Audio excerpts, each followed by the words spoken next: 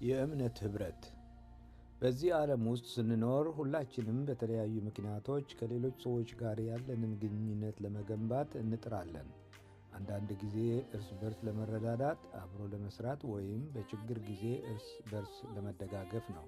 በዚህ አይነት መንገድ ሰዎች አንዳቸው ከሌላው ጋር ግንኙነት ለማድረግ ማኅበር ይፈጥራሉ። ማኅበሮች ሲጀመሩ በአካባቢ፣ በሥራ ቦታ፣ በትምህርት ቤት ወይም ሌላ ምክንያታዊ ሁኔታ ላይ ተመስርተው ሊሆን ይችላል። የማኅበሩ ስያሜና ዓላማ ከቦታ ቦታ ሊለያይ ይችላል። ዋናው በማኅበሩ የመታቀፉ ምክንያት ሰዎች ብቻቸው ከመሆን ሰብሰብ ሲሉ ፋይዳ ስላለው ነው። አንድ የቆየ አባባል ደካሞች አንድ ላይ ሲሰበሰቡ ይጠነክራሉ ይላል። የሚያሳየንም አንድ ላይ ስንሆን ጠንካሮች እንሆናለን ነው።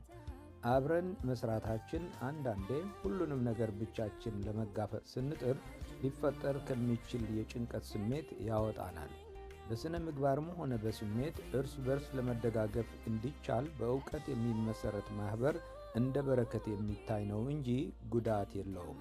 ነገር ግን ስለ ኅብረት ካነሳን ከሰው ጋር የሚደረግ ግንኙነት ብቻ አይደለም። በኅብረት ውስጥ ያለው ግንኙነት ከእግዚአብሔርና ከሰው ጋር ሲሆን ከቃል የሚመነጭ ነው። መጽሐፍ ቅዱስ በአንደኛ ቆሮንቶስ ምዕራፍ 1 ቁጥር 9 ላይ ወደ ልጁ ወደ ጌታችን ኢየሱስ ክርስቶስ ኅብረት የጠራችሁ እግዚአብሔር የታመነ ነው ይላል። ይህ የሚያሳየን ኅብረታችን ከክርስቶስ ጋር እንደሆነ ነው። ይህም ኅብረት ጌታችን ኢየሱስ ክርስቶስ በመስቀል ላይ በሠራው የጽድቅ ሥራና በመንፈሳዊ ግንኙነት ነው። ይህ የኅብረቱ ዋና መመሪያ ነው። ሐዋርያው ዮሐንስ በአንደኛ ዮሐንስ ምዕራፍ 1 ቁጥር 3 ላይ እንዲህ ይላል፣ እናንተም ከእኛ ጋር ኅብረት እንዲኖራችሁ ያየነውንና የሰማነውን እንነግራችኋለን። ኅብረታችንም ከአብ ከልጁም ከኢየሱስ ክርስቶስ ጋር ነው ይላል። ይህም ኅብረት የሚከናወነው ወንጌል ሲሰበክ ወይም እግዚአብሔር በፈቀደው መንገድ ለሰው ሲናገር፣ መንፈስ ቅዱስ ወደ ሰው ልብ ሲመጣ፣ ሰው ፈቃዱን ሲሰጥ ዳግም መወለድ ይሆናል።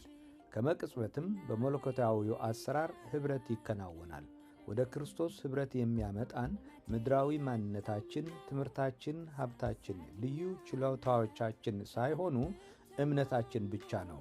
ኅብረቱ ሰው በማንነቱ የሚፈጥረው ሳይሆን በእግዚአብሔር ጸጋ፣ ቸርነትና ምሕረት የሚገኝ ነው። እግዚአብሔር ይመስገን። ሰዎች በእግዚአብሔር ቃል፣ በጸሎት ኃይልና ከቅዱሳን በሚደረግ ኅብረት የመንፈስ ቅዱስ አብሮነት በሕይወታችን ይገለጻል። ኅብረት ስናደርግ በእግዚአብሔር ቃል መሠረት ስንመላለስ የጸጋ፣ የበረከት፣ የአገልግሎትና ሌሎችን የመርዳት ስጦታ እንቀበላለን። ቅዱሳን ሆይ ነፍሳችንን የሚያረካና በብርሃን የመመላለስ ፍሬ እንድናፈራ ራሳችንን ለእግዚአብሔር ቃል እያስገዛን በተስፋና በሰላም በመኖር በእምነታችን ኅብረት እግዚአብሔርን እናክብር። በአንደኛ ዮሐንስ ምዕራፍ 1 ቁጥር 7 እርሱ በብርሃን እንዳለ በብርሃን ብንመላለስ እርስ በርሳችን እንተባበራለን ይላል።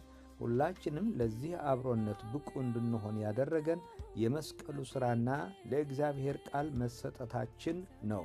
እግዚአብሔር ይክበር፣ እኛም በረከቱ ይድረሰን። የጌታችን የኢየሱስ ክርስቶስ ጸጋ ከሁላችን ጋር ይሁን። ጌታ ኢየሱስ ይመጣል። አሜን።